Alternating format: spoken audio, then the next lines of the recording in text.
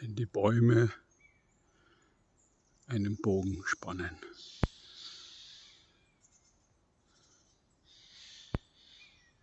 Jeder ist willkommen im Wald.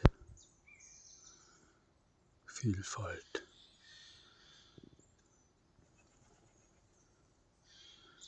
Erleben. Im Wald. Im Leben, so wie du bist.